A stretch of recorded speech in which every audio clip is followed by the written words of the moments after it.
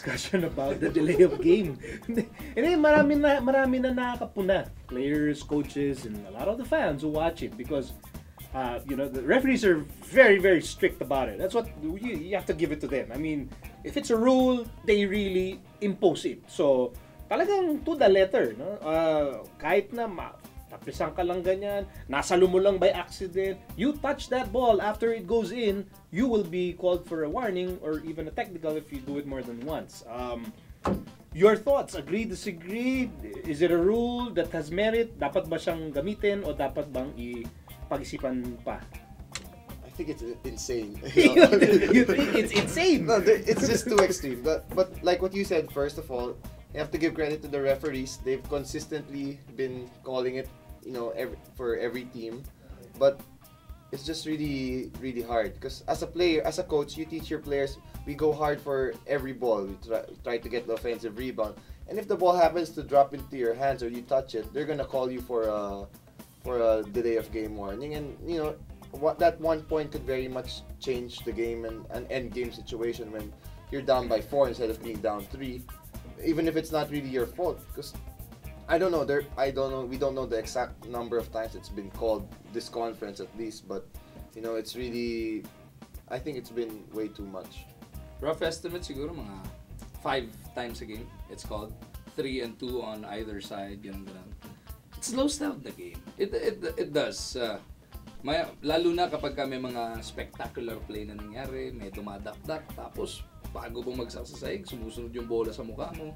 Nagiging 1 point lang dahil namimigay ka ng technical foul sa kabilang dulo. Pero, good thing is, it's been called consistently and it is up to the players to really adjust to it. Siguro, andito na tayo sa semis. Tignan natin kung finally nakapag-adjust na lahat sa call na to. Is it a matter of telling players, okay, you know what? Wala tayong magagawa. You have to adjust. It's the rules. That's the rule.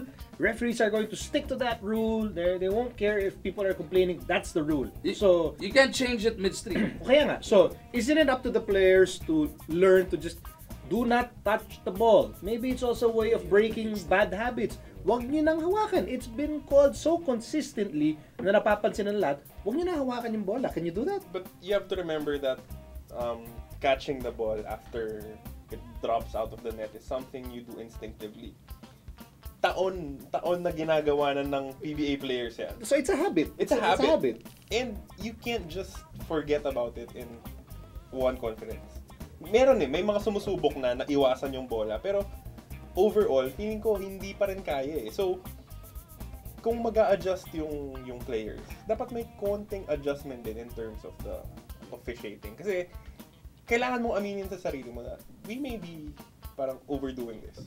It's a good rule kasi alam natin, gusto nating mapabilis yung laro. But then, it ends up being counterproductive kasi imbis na mapabilis mo nga yung laro, bumabagal kasi tatawag ka ng technical, kakain ng oras yung technical free throw, and it defeats the purpose of calling that rule para mas fluid yung game. Hindi ba kasalanan ng player yun na yun na nga eh. Okay, you say, okay, I understand the argument na, lalong bumabagal. It's the paradox. The delay of game warning actually further delays the game. But couldn't you also fault the player na, kayo kasi hawak kayo ng hawak doon sa bola. Ang kulit nyo eh. Pwede ba yun? Kasi it is a strategy yan eh. Yeah. Diba? Especially if you play running teams like etong Talk and Text, for example. Made basket here, tatapikin mo yung bola palayo or sasaluin mo yung bola, di-delay mo ng fraction of a second. Kinokontra mo yung battle plan ng kabilang side. So, we just can't expect them to, or the players have to realize that if they're gonna change the interpretation of the rule's always been there. It's just been being interpreted na mas stricto ngayon.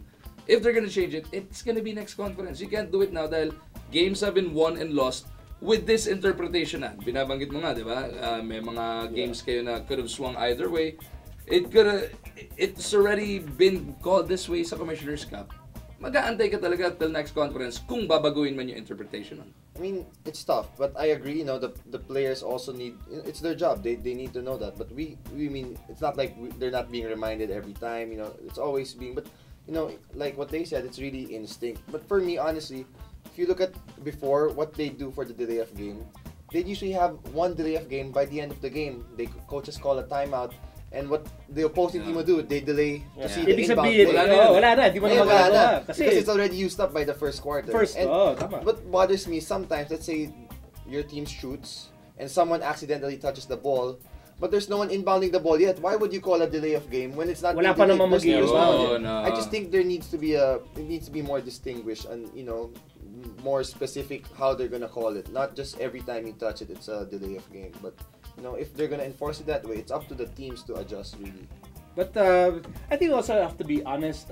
While we will ask players to adjust to the rule, si Carlo nga sabi niya, it's like a lifelong habit. You play in the park, you play in your intrams, and you play varsity basketball. If that ball lands in front of you, chances are you are going to touch that ball and maybe like, minsan ka pa, aabot mo sa referee, di ba? Aabot mo na sa referee. They shouldn't call that. Sa inbounder pa. Yeah, minsan they shouldn't call inbounder. that. If that's why I said it's insane. So it's insane.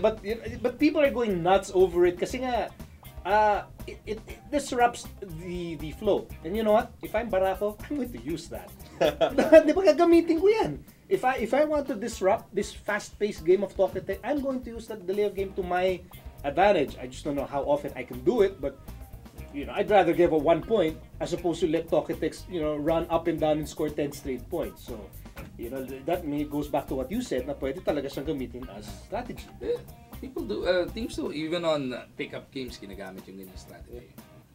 So, well, again, ang importante dito is that no one can change it. It cannot be changed. It shouldn't be changed Until the end of the conference okay, at least. para talagang consistent. Uniform, di ba? So, kung ganun lang, it's up to the players. Do not touch balls. Do not touch the balls.